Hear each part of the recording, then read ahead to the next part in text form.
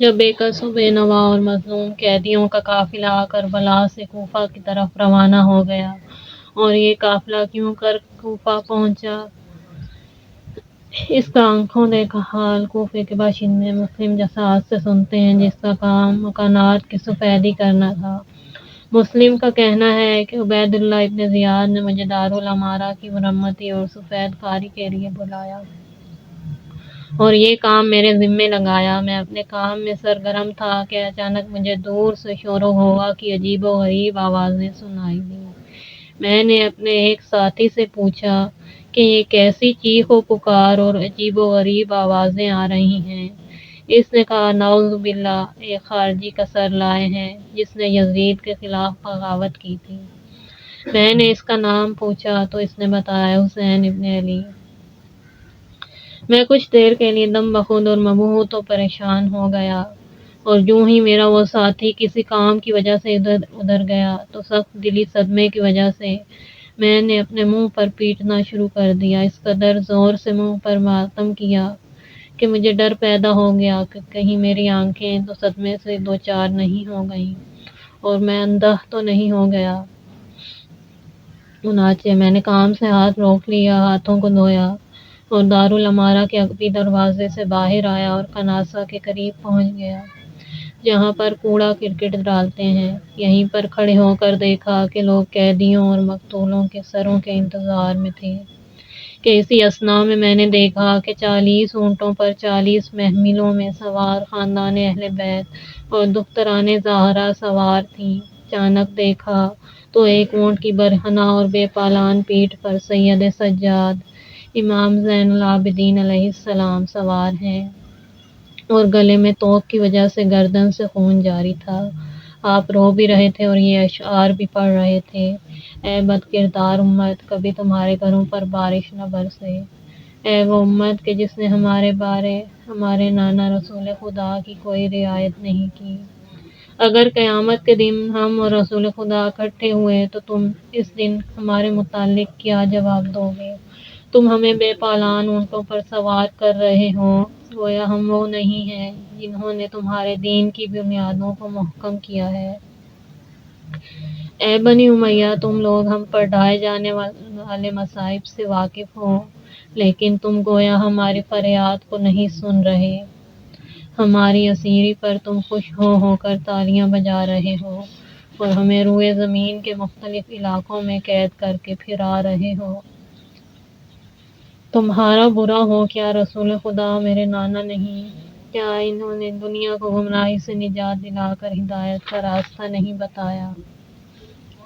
اے واقعہ کربلا، تو نے مجھے غمگین کر کے چھوڑا ہے، اور اللہ تعالیٰ بدکار لوگوں کے چہروں سے پردے ہٹا کر انہیں رسوا کر دے گا۔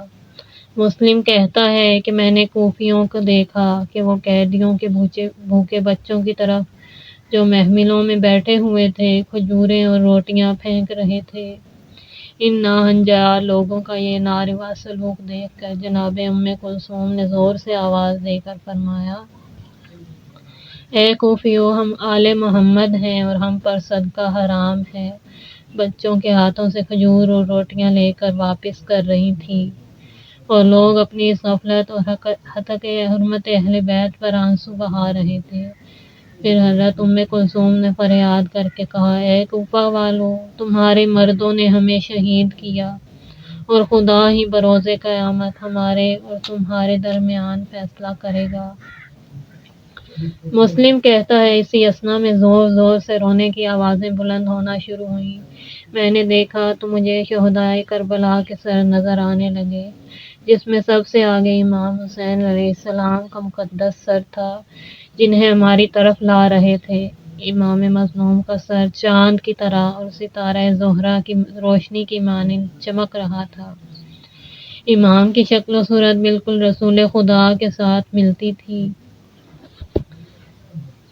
آپ کی ریش اقدسی خضاب سے رنگین تھی، اور آپ کے نورانی چہرے کی چمک ایسی معلوم ہوتی تھی جیسے افق سے چاند اپنا چہرہ نکال رہا ہو، اور ہوا آپ کی ریش مبارک کو دائیں اور بائیں جانب حرکت دے رہی تھی۔ اسی اثنا میں جناب زینب کبریٰ کی نگاہ اپنے بھائی کے نورانی چہرے پر پڑی۔ تو بی بی عالیہ نے بے ساختہ اپنی پیشانی محمل کی چوک پر ماری، جس کی وجہ سے مبارک پیشانی سے خون جاری ہو گیا۔ اس کے بعد علیہ مقدرہ نے یہ اشعار پڑھنا شروع کر دیے: اے میرے چاند، تو ابھی اپنے کمال کو نہیں پہنچا تھا کہ تجھے گہن لگ گیا اور جلد غروب ہو گیا۔ اے میرے دل کے ٹکڑے، میرا یہ گمان ہرگز نہیں تھا کہ اس طرح کا دن بھی ہمارے مقدر میں لکھا ہوگا۔ اے میرے ماں جائے، تو اپنی چھوٹی بچی فاطمہ سے بات کر، کیونکہ شدت غم کی وجہ سے اس کا دل پگھلا جا رہا ہے۔ اے میرے بھائی، آپ کا دل تو ہمارے اوپر بڑا مہربان تھا، مگر اب کیا ہو گیا ہے کہ وہ مہربانی باقی نہیں رہی۔ جانے برادر، اے کاش کہ آپ اپنے فرزند علی زین العابدین کو قید ہوتا دیکھتے کہ یتیم کے ساتھ اس میں بات کرنے کی طاقت نہیں تھی۔ جب بھی اس کو ظالم تازیانے مارتے تو وہ تجھے آہوزاری سے پکارتا تھا اور اس کی آنکھوں سے اشکوں کا سیلاب جاری ہو جاتا تھا۔ اے میرے بھائی، تو اسے اپنی گرم گرم آغوش میں لے لے اور اپنے پاس بلا لے اور اس کے سخت رنجیدہ دل کو تسلی دے۔ کس قدر ذلت کا شکار ہے وہ یتیم جو اپنے باپ کو بلائے مگر وہ اسے جواب نہ دے۔ عاصم کوفی نقل کرتے ہیں کہ عمر سعد خاندان رسالت مآب کو برہنہ اونٹوں پر سرے اریاں قیدیوں کی مانند کوفہ لے آیا۔ جب وہ کوفہ پہنچے تو ابن زیاد نے حکم دیا کہ امام حسین علیہ السلام کے مبارک سر کو شہر سے باہر لے جا کر قیدیوں کے ہمراہ شہر کے اندر لایا جائے۔ چنانچہ امام کے سر کے ساتھ دوسرے شہداء کے سروں کو بھی نیزوں پر بلند کیا گیا اور سب سے آگے امام مظلوم کا سر اقدس تھا۔ اسی کیفیت کے ساتھ انہیں شہر کے اندر لایا گیا اور شہر کے ہر کوچہ و بازار میں پھرایا گیا۔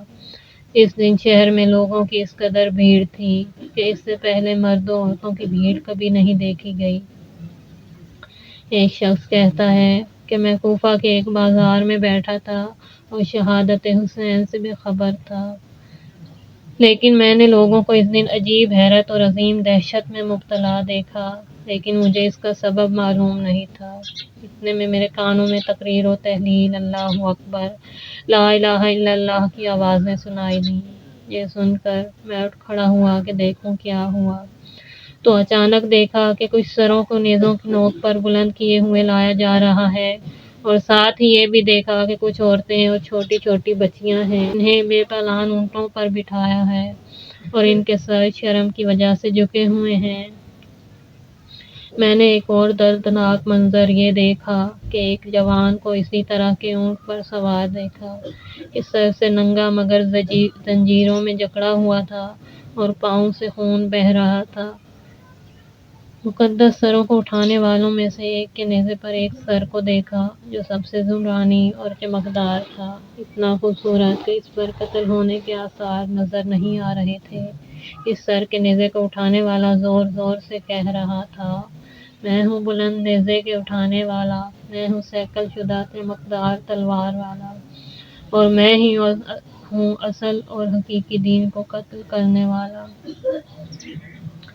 یہ سنتے ہی ان قیدی خواتین میں سے ایک مخدرہ بلند آواز کے ساتھ رو کر بولی: یا ظالم، یوں کہو جسے بچپن میں جبرائیل نے لوریاں دیں، جس کے خدمت گزاروں میں میکائیل، اسرافیل اور عزرائیل شامل ہیں، جس کے آزاد کردہ افراد میں سے سلسائل فرشتہ ہے، جس کے قتل کی وجہ سے رب جلیل کا عرش بھی کانپ اٹھا۔ خدا تجھ پر لعنت کرے، یوں کہ میں محمد مصطفیٰ کا، علی مرتضیٰ کا، فاطمہ زہرا کا اور حسن مجتبیٰ کا قاتل ہوں، اور تمام ائمہ ہدیٰ کا، ملائکہ سماء کا اور تمام انبیاء و اوصیاء کا قاتل ہوں۔ جب کوفہ کی عورتوں نے قیدیوں کی یہ دردناک حالت دیکھی تو دار و قطار رونے لگیں، اپنے گریباں چاک کر ڈالے، اور مردوں نے جب یہ کیفیت دیکھی تو ان سے بھی رہا نہ گیا۔ وہ بھی ان کے ہمنوا ہو کر دھاڑیں مار مار کر رونے اور سخت بے چینی کا اظہار کرنے لگے۔ اسی اثنا میں علی کی شیر دل بیٹی ثانیہ زہرا شریکۃ الحسین زینب کبریٰ سلام اللہ علیہا نے ایک بارعب آواز سے کہا: لوگوں خاموش ہو جاؤ۔ یہ سننا تھا کہ نہ صرف انسانوں کے رونے اور چیخنے چلانے کی آوازیں بند ہو گئیں بلکہ ماحول پر اس قدر سناٹا چھا گیا کہ اونٹوں کی گھنٹیوں کی آوازیں بھی بند ہو گئیں۔ تو اس وقت علی کی فصاحت و بلاغت کی ورثے دار زینب عالیہ خداوند عالم کی حمد و ثنا اور محمد و آل محمد پر درود و سلام کے بعد ان الفاظ کے ساتھ لوگوں سے مخاطب ہوئیں: اے کوفہ والو اور اے عیار اور غدار لوگو، کہیں تمہارے آنسو تھمنے میں نہ آئیں اور نہ ہی تمہاری آہیں کبھی بند ہوں۔ تمہاری مثال تو اس عورت کی سی ہے جو سوت کاٹنے کے بعد اسے توڑ دیتی تھی۔ تم نے اپنی قسموں کو اپنی تباہی اور بربادی کی دستاویز قرار دیا ہوا ہے۔ تمہارے پاس شیخی، غرور، عداوت اور جھوٹ کے علاوہ اور ہے کیا؟ یا پھر خدمت گزار لونڈیوں کی مانند چاپلوسی اور چغل خوری کے سوا کیا ہے؟ تم تو اس سبزے کی مانند ہو جو کسی جوہڑ پر اگا ہوتا ہے، یا اس چاندی کی طرح ہو جو قبروں کو مزین اور چمکدار کر رہی ہوتی ہے، جس کا ظاہر تو بڑا خوبصورت اور چمکدار ہوتا ہے مگر باطن بدصورت اور قابل نفرت۔ تم نے اپنی آخرت کے لیے کیا برا ادادرا اکٹھا کر کے ابھی سے بھیج دیا ہے۔ اس سے تو تم نے اپنے رب کو ناراض کر کے اپنے لیے ہمیشہ کا عذاب مول لے لیا ہے۔ آیا تم لوگ، جی ہاں تم لوگ جنہوں نے میرے بھائی کے ساتھ پختہ عہد و پیمان کیے تھے کہ ان کی مدد کرو گے، مگر تم نے سب کچھ پسے پش ڈال کر عہد شکنی کی اور اب میرے بھائی حسین کے لیے رو رو کر مرے جا رہے ہو۔ جی ہاں خوب بھر کر رو، خدا کرے تمہارا رونا کبھی تھمنے میں نہ آئے اور ہمیشہ روتے رہو اور بہت کم ہنسو۔ اس بے رحمانہ قتل کا دھبہ تم پر ایسا لگ چکا ہے جو کبھی نہیں دھل سکتا۔ غرض علی کی شیر دل بیٹی نے کوفیوں کے ضمیر کو ایسا جھنجھوڑا کہ ہر شخص دم بخود چپ سادھے اپنی انگلیوں کو اپنے ہاتھوں سے کاٹ رہا تھا۔ راوی کہتا ہے کہ میں نے اپنے ساتھ کھڑے ایک بوڑھے شخص کو دیکھا کہ شدت گریہ کی وجہ سے اس کی سفید ریش آنسوؤں سے تر ہو گئی تھی اور وہ اپنے دونوں ہاتھ آسمان کی طرف بلند کر کے کہے جا رہا تھا: میرے ماں باپ تم پر قربان، تمہارے بزرگ دنیا کے بہترین بزرگ ہیں، جوان دنیا کے بہترین جوان، عورتیں تمام عورتوں سے افضل اور بچے تمام بچوں پر فوقیت رکھتے ہیں۔ تمہارا خاندان ہی کریم خاندان ہے، عظیم فضل اور رحمت الہی کا حامل ہے۔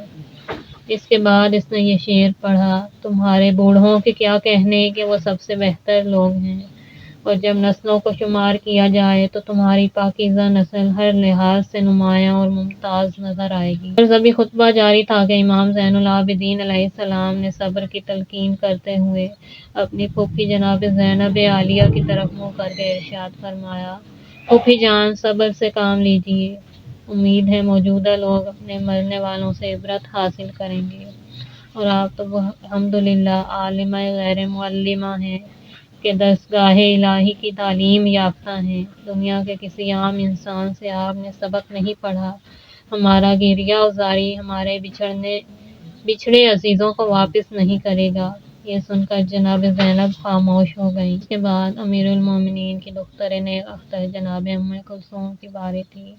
اس مخدومہ نے بڑے بازار میں یہ مختصر مگر جامع خطبہ ارشاد فرمایا: بعد از حمد و ثنائے پروردگار، اے کوفہ والو، تمہارا برا ہو، تمہیں کیا ہو گیا تھا کہ تم نے میدان جنگ اور دشمن کے ہاتھوں حسین کو تنہا چھوڑ دیا اور اسے شہید کر دیا، اور پھر اس پر بھی اکتفا نہیں کی، اس کے مال و اسباب کو بھی لوٹ لیا، گویا اسے اپنی وراثت سمجھ کر اپنے گھر لے آئے، اور اس کے اہل حرم کو قیدی بنا کر انہیں قید و بند کی صعوبتوں میں گرفتار کر دیا ہے۔